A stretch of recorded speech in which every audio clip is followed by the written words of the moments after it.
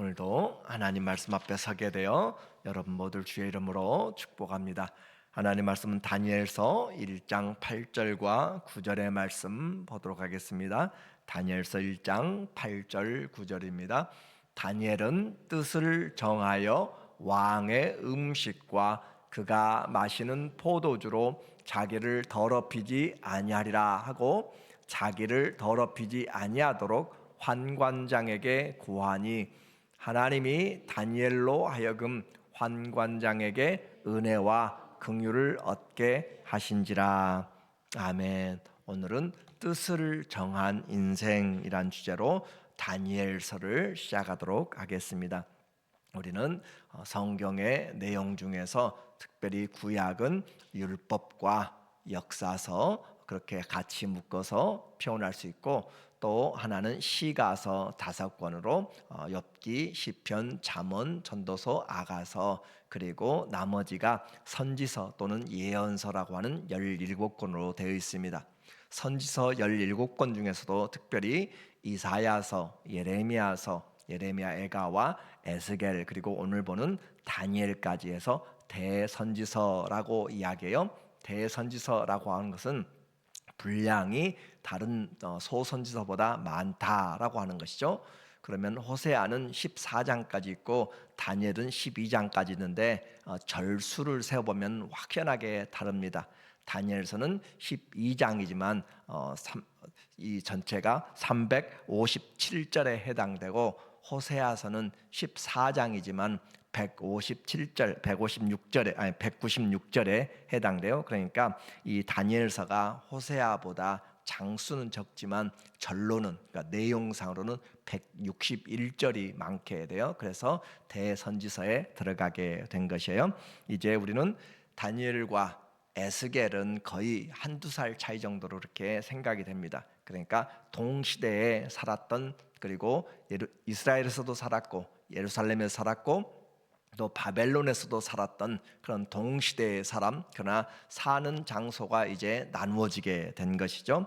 그런 가운데에서 포로되어서 이 바벨론의 나머지 인생을 살았던 그런 다니엘의 삶을 통하여서 하나님의 그 세상을 통치하시는 것, 그리고 그 하나님의 경륜들을 보게 될 것입니다. 그래서 다니엘서의 전체적인 주제, 곧 우리가 보고자 하는 것은 믿음과 세상입니다. 세상 속에서 어떻게 믿음을 가지고 살아갈 것인가 라고 하는 그런 초점을 가지고 우리가 이 다니엘서를 보게 될 것이에요. 그래서 이 다니엘은 하나님의 주권, 그리고 세상을 향한 하나님의 그 경험, 그 경륜들을 우리가 보면서 믿음으로 살아가야 될 것을 말합니다. 다니엘서는 고난의 시기에 정말 보이지 않는 하나님, 먼 타국 땅에서 하나님을 어떻게 우상을 숭배하는 그 한가운데서 하나님을 섬길 것인가 라고 하는 그런 최고 정책 결정자 가운데 있는 그런 사람으로서의 신앙을 우리에게 보여주고 있어요. 그래서 그 우상의 숭배 한가운데서 모두가 다 믿지 않는 가운데서 어떻게 하나님의 사람으로 살아갈 것인가. 이 시대도 가면 갈수록 지금 하나님 믿는 그런 분위기가 아니라 세상적인 분위기로 사단의 영적인 영향력 아래 들어가고 있는데, 그런 가운데서 어떻게 믿음을 가지고 성도가 살아갈 것인가, 아주 중요한 문제에 대하여 오늘 우리가 같이 살펴보게 돼요. 그래서 이 하나님을 신앙하는 것, 교회에서야 언제든지 찬송가가 들리고 기도 소리가 들리고 또 하나님의 말씀이 선포되니까 좋은 믿음의 환경이지만, 그러나 우상을 숭배하는 한 가운데 들어가서 교회도 보이지 않고 찬양 소리도 들리지 않고 하나님의 말씀도 들을 수 없는 그런 곳에서 신앙생활하는 것, 날마다 눈만 뜨고 보면 마음에슬 또 부다를 그렇게 찬송하고 칭송하는 그런 가운데 있다면 어떻게 할 것인가? 아니면 아예 종교를 무시하는 그런 공산주의 속에서 어떻게 할 것인가? 오늘 삶의 현장에서 하나님을 섬기고 배우는 것이죠. 믿음과 세상의 관계라고 하는 것으로 우리는 이 다니엘서를 같이 볼 것입니다. 그래서 다니엘에게 다가온 인생의 운명을 우리는 1절에서 보게 돼요. 다니엘서 1장 1절에 보면 유다 왕 여호야김이 다스린 지 3년이 되는 해에 바벨론 왕 느부갓네살이 예루살렘에 이르러 성을 에워쌌더니, 역사적으로 우리가 말하는 기원전 605년에 해당됩니다. 605년 첫 번째 바벨론의 왕이 이스라엘을 침략하였던, 유다를 침략하였던 때, 그래서 이 여호야김이 곧 요시야 왕의 아들이죠. 여호야김이 다스린 지 3년에 해 바벨론 왕이 침략에 들어왔다라고 했어요. 그리고 그 2절에 보면 하나의 주어가 나오는데, 주께서 곧 하나님께서 유다 왕 여호야김과 하나님의 전 그릇 얼마를 그의 손에 넘기심에 그가 그것을 가지고 신할 땅 자기 신들의 신전에 가져다가 그 신들의 보물 창고에 두었더라라는 것으로 그렇게 표현합니다. 당시에 유다에 사는 사람들은 있을 수가 없는 일이죠. 적들한테 패한 것도 서운하고 정말 힘든 일인데, 하나님의 성전에 있는 기물들을 빼앗겨 갔다라고 하는 것은, 과거의 전쟁은 신들의 전쟁이라 그렇게 했어요. 그래서 신들을 내세우고 전쟁하고 이기게 되면 그 상대방의 신을 가져다가 포로로 묶어서 자기 신전에 갖다 놓은, 마치 사사시대 때 전쟁과 같고, 사무엘상에도 우리에게 나오죠. 블레셋이 그 이스라엘의 전쟁에서 이기고 하나님의 여호와의 궤를 가져다가 그들의 다곤 신전에 가져다 놓았다라고 하는 것을 본 것처럼, 신들의 전쟁에서 그들이 승리했는데 하나님의 그 신은, 하나님은 보이지 않는 신이잖아요. 그래서 성전의 기물을 가지고 가서 옮겨 놓았던 것을 보게 되는 것이에요. 그런데 사람들은 생각하지만은 우리가 힘이 없어서 그렇게 되었고, 또 바벨론이 강하여서, 그러나 하나님이 넘겨주셨다라고 하는 것을 우리는 항상 성경의 관점에서 봐야 되는 거예요. 한국에 돌아가는 것, 미국에 돌아가는 것, 세상 열방에 돌아가는 것, 우리 형편에서 왜 악이 그렇게 승리를 하는지, 아니면 왜 많은 무고한 사람들이 죽어가는지, 왜 이해되지 않는 범죄들을 하나님이 지금 허락하고 그냥 용인하고 있는지, 우리는 선지서를 통하여서, 성경의 역사를 통하여서 하나님이 우리의 죄에 대한 심판으로 하나님이 허락해 놓은 것들을 보게 되는 거죠. 칼과 곧 전쟁과 기근과 또 전염병과 짐승으로 인해서 심판하는 것은 하나님이 세상을 다스리는 하나의 원리입니다. 그리고 공평과 정의를 위하여서 하나님이 때로는 더 악한 자에게, 유다를 침략할 때도 유다보다 더 악한 바벨론을 들어서 침략하는 것, 하박국은 이해할 수 없었어요. 왜 하나님, 우리는 그래도 최소한 죄를 지어도 하나님 믿고 회개라도 하고 그러는데, 우리보다 더 하나님을 알지 못하고 무자비한, 정말 살생을 밥 먹듯이 하는 바벨론을 들어서 우리를 침략합니까? 라고 이야기할 때, 하나님은 그들에 대하여서 의인은 믿음으로 살 것이다 라고 하시며 하나님께서 하실 계획들을 말씀하는 것이죠. 그러므로 내가 오늘 이해되지 않고 세상에 악이 관영할 때도 하나님의 하시는 일들을 보면서 주의 뜻이, 공평과 정의가, 그리고 우리가 해야 될 것은 죄들을 회개하면서 하나님이 다스리도록 그렇게 하나님께 맡겨놓는 것들이 중요한 것이에요. 그래서 주께서라는 표현을 우리는 꼭 기억해야 돼요. 우리의 인생에서도 힘들고 어려운 고난 중에도 주님이 허락할 때가 있어요. 욥도 하나님 허락할 때가 있고, 우리의 신앙에서 이 하나님의 주권을 우리는 기억해야 됩니다. 그러므로 이와 같이 승리한 바벨론이 성소의 물건들과 또 나라의 뛰어난 자제들, 왕족과 귀족들에서 소년들을 볼모로 잡아갔어요. 청소년이었던 다니엘도 새로운 환경에서 바벨론에 끌려갔습니다. 3절과 4절에 보게 되면, 왕이 환관장 아부스나스에게 말하여 이스라엘 자손 중에서 왕족과 귀족 몇 사람, 그러니까 왕족도 끌려간 것이고 귀족도 끌려간 것이고 볼모로 끌려간 것이에요. 마치 일제시대 때 한국에 있는 유능한 젊은이들을 데려다가 그들의 학교에 보낸 것처럼, 곧 흠이 없고 용모가 아름다우며 모든 지혜를 통찰하며 지식에 통달하여 하며 학문에 익숙하여 왕궁에 설만한 소년을 데려오게 하였고, 그들에게 갈대아 사람의 학문과 언어를 가르치게 하였고, 그래서 피지배 민족에서 뛰어난 인재들을 데려다가 동화시키는 것이죠. 그래서 그렇게 교육을 시킴으로써 그 나라의 정치, 문명, 모든 정책들을 따라하도록 그렇게 사대주의로 만들어 나가는 거예요. 그래서 그렇지 않아도 조그만한 유대 땅이잖아요. 북이스라엘은 망해버렸고 조그만한 유대 땅에 남아있는 곳에서 세계 대제국 바벨론이 그래서 그들을 잡아다가 세계 제국인 그 바벨론에 갔을 때 이들은 어마어마한 땅, 어마어마한 그 광경들을 보게 된 것이죠. 여기서 말하는 소년이란 것은 예레드라고 이야기하는데 youth라고 이야기할 수 있고 child라고 이야기하는데 히브리의 그런 탈무드나 여러 곳에서는 약 16살 정도를 그렇게 생각합니다. 그래서 청소년이죠. 16살 정도 되는 다니엘과 청년들을 그들을 어렸을 때 교육을 시켜야 세뇌가 박히는 거잖아요. 그런데 중요한 때죠. 지금 가장 그들에게 있어서 아주 사춘기에 가장 중요한 때, 그럴 때 자기들의 나라에서 떨어져서 나가서 세상의 한 가운데로 그렇게 옮겨가서 새로운 언어를 그렇게 배우게 됩니다. 새로운 장소가 되었습니다.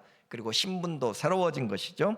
이름도 모든 것이 바꿔지게 된 것이에요. 그래서 그들에게는 인생의 정체성이 완전히 바뀌는 그런 시간이 되었습니다. 그래서 그들의 이름까지 바꿔버리는 내용을 우리에게 말해주고 있어요. 그래서 다니엘은 그 이름을 바꿨는데 그 이름을 보니까 다니엘 넘겨주세요. 다니엘은 우리에게 하나님은 심판자다라고 그렇게 이야기해요. 하나님이 심판자신다.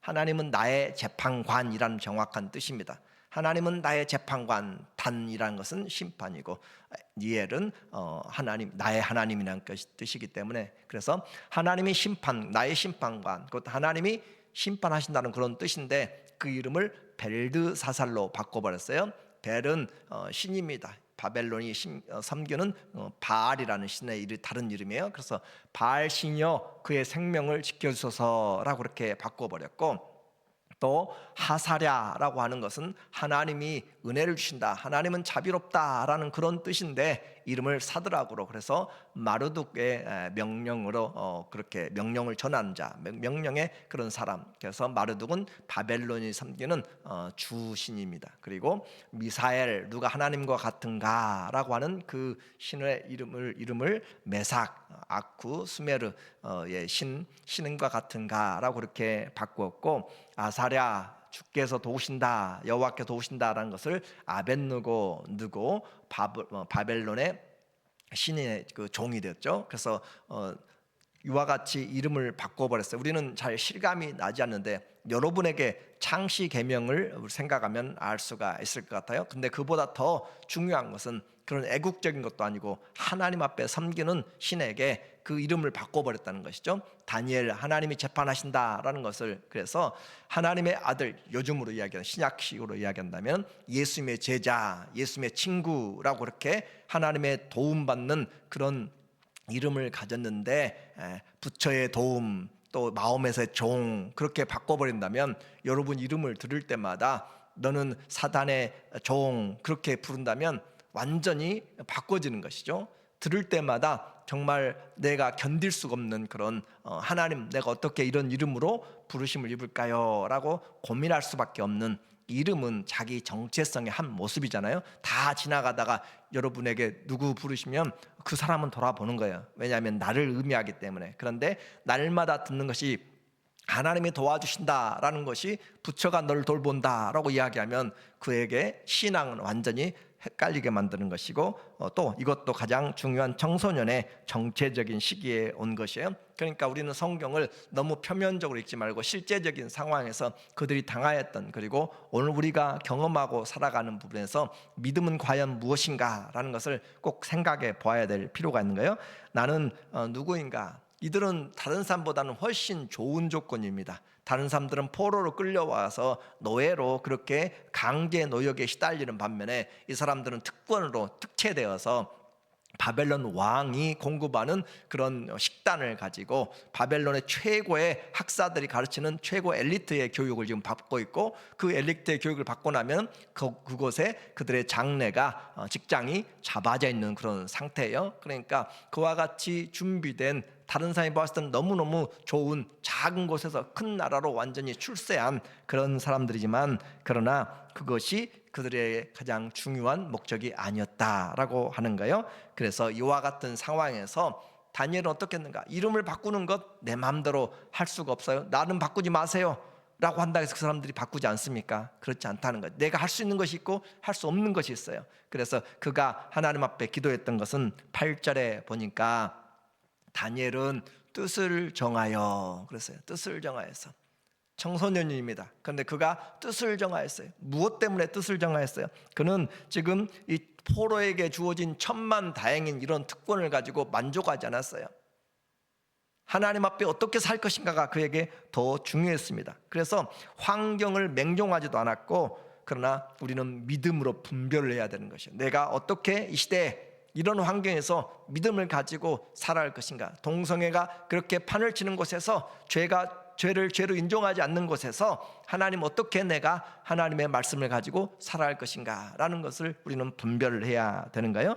그래서 다니엘은 뜻을 정하여서 이 젊은 청년의 이 뜻을 정하고 왕의 음식과 그가 마시는 포도주로 자기를 더럽히지 아니하리라. 다른 사람에 비교하는 것이 아니라 내 자신이잖아요.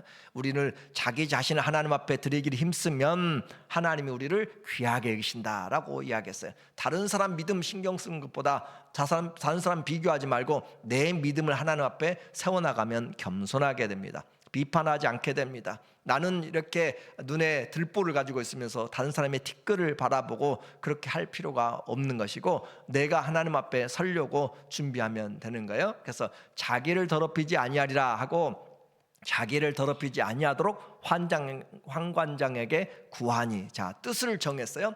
뜻을 정한 것으로 끝나지 않고 그것을 구하고 있습니다. 애스크를 있는 것이고 간청하고 있는 것이에요. 그가 할 수 있는 부분에 최선을 다하는 것이죠. 그래서 그렇게 했더니 하나님이, 그렇죠, 보이지 않는 그 바벨론의 땅에서 지금 이 성경은 우리에게 가는 곳곳마다 누가 주권자인가라는 것을 보여주고 있잖아요. 하나님이 전쟁도 넘겨주셨고, 하나님이 지금 이 환경에서도 다니엘과 함께 하시고, 여러분의 길에서도 여러분이 행하고 있는 것에서도 하나님이 행하시는 일들을 우리는 기억하고 주님이 나와 함께 하신다라는 것을 잊지 말아야 되는 거죠. 하나님이 다니엘로 하여금 환관장에게 은혜와 긍휼을 얻게 하신지라. 인질들에게 최고의 그런 식당과 교육을 그는 그것으로 만족하지 않았고, 다니엘은 세상의 안일함, 세상의 부귀와 일신상의 명예, 출세가 그의 인생의 목적이 아니었습니다. 다른 사람들이 어떻게든지 나만 잘 되면 문제가 없는 그런 것이 아니었어요. 그의 인생의 목표는 하나님을 섬기는 것이었습니다. 이것이 중요한 거예요. 그의 인생의 목표는 하나님을 섬기는 것. 그것이 이 어린 젊은이가 하나님 앞에 그렇게 뜻을 정한 것이에요. 그런데 우리는 이 하나님을 어떻게 섬기는가? 그래서 그는 성전도 떠나버렸어요. 그리고 그 믿음의 가정도 떠났고 본토를 떠났고 우상의 땅에서 지금 어떻게 신앙을 유지하고 살아갈 것인가? 하나님 과연 이곳에서도 계시는가? 다니엘에게 있어서 중요한 문제입니다. 그래서 다니엘은 그의 인생에서 하나님보다 더 중요한 것이 없다는 것을 알았어요. 바벨론 한 가운데서 그 우상의 숭배 그 중앙에 있는 왕도에서 하나님을 섬기기로 작정을 했습니다. 뜻을 세웠다는 거예요. 하나님 앞에서 이 율법으로 더럽히지 않겠다. 왜냐하면 그는 정결 음식을 알잖아요. 무엇이 정한 것이고 부정한 것을 알고, 또 당시에는 우상에게 먼저 바쳐졌다 오기 때문에 그러한 것으로 율법을 어기지 않겠다라는 것이죠. 그래서 인생은 무엇을 목표로 삼느냐에 따라서 달라져 가게 되는 것이에요. 내가 듣고 보고 하는 것들, 마음에 품는 것이 나를 만들어가요. 내 생각들, 내가 쓰는 것들을 통하여서, 보고 듣는 것들을 통하여서 나를 만들어간다는 것을 생각하면 우리는 무엇을 보고 무슨 뜻을 품어야 될지 우리가 잘 생각을 해야 되는 거죠. 그래서 하나님은 앞에서 그는 이렇게 결정하고 그 환관장에게, 그리고 그 환관장에게뿐만 아니라 감독관에게 우리가 하나님 앞에서 내가 살기를 원합니다 라고 그렇게 하면서 그 뜻을 전하지만 그들은 자기들의 목숨이 걸린 문제이기 때문에 결코 쉽게 허락하지 않는 것이죠. 그래서 10일간 테스트를 그렇게 제안하는 것이에요.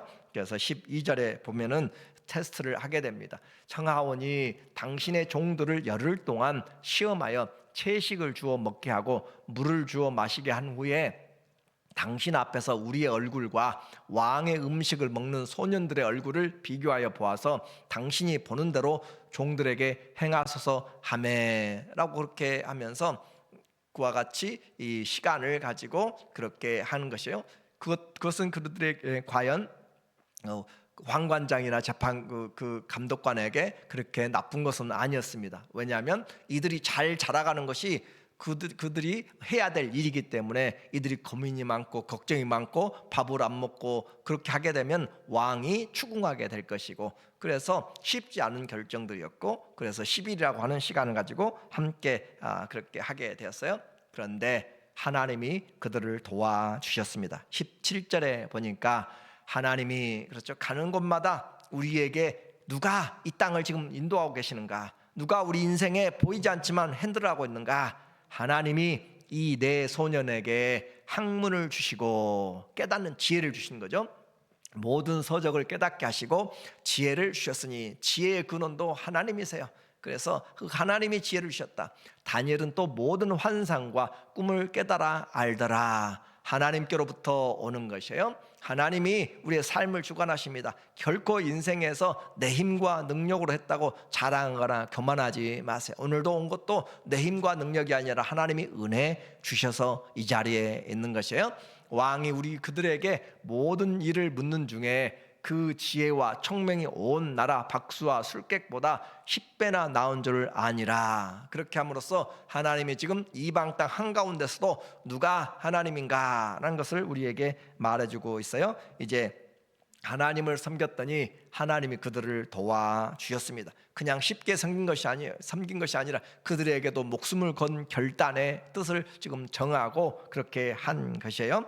우리는 두렵다고 포기하면 안 됩니다. 우리가 어디에 있든 하나님이 우리의 왕인 것을 우리는 잊지 말아야 되고, 우리의 인생이 지금 좀 먹고 배부르다고 편하다고 하나님 잊어버리고 그렇게 살아가면 안 되고, 우리는 하나님을 섬기는 것을 최고의 첫 번째 인생의 목표로 삼아야 돼요. 바울도 나의 섬기는 하나님이라고 그렇게 표현합니다. 아브라함도 이삭도 섬기는 하나님, 우리는 하나님을 섬기되 마음과 뜻과 힘을 다해서 하나님을 섬기라. 그렇게 해서 하나님을 기쁘시게 하는 일에 뜻을 세운 사람, 오늘 나는 이 나이에 아니요, 하나님 앞에 뜻을 세우는 것은 우리는 결코 늦지 않고, 하나님 앞에 뜻을 세우는 것은 귀한 것이고, 하나님 앞에 우리는 포기하지 않는 믿음으로 나가야 됩니다. 환경보다 더 중요한 것은 믿음입니다. 그래서 모두가 다 그러는데, 다른 사람들 다 그러는데 아니에요. 우리는 포기해서 안 되고 타협해서 안 되고 믿음의 길을 걸어가야 됩니다.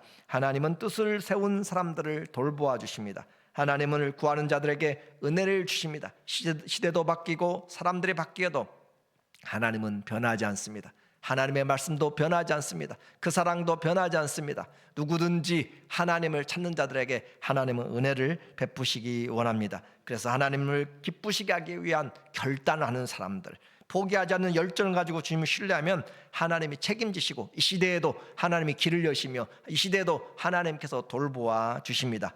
운명은 가만히 있을 때 바뀌지 않습니다. 하나님을 믿고 순종하고 열정을 가지고 도전할 때 바뀌기 시작합니다. 주님을 어떻게 기쁘시게 할까?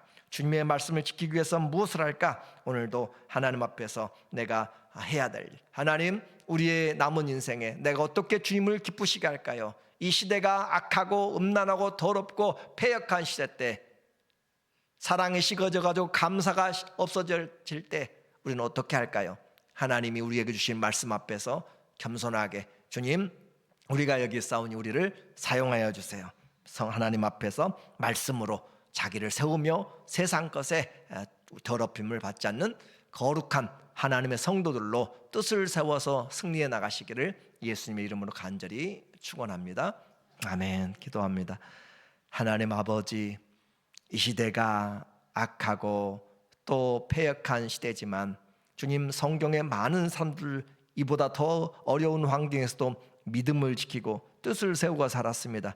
우리에게 주신 말씀으로 다시 한번 우리의 삶에서 하나님 섬김이 우리의 인생의 목적이 되게 하여 주시고, 우리 하나님을 마음과 뜻과 힘을 다해서 섬길 수 있는 은혜와 열정도 허락하여 주시옵소서.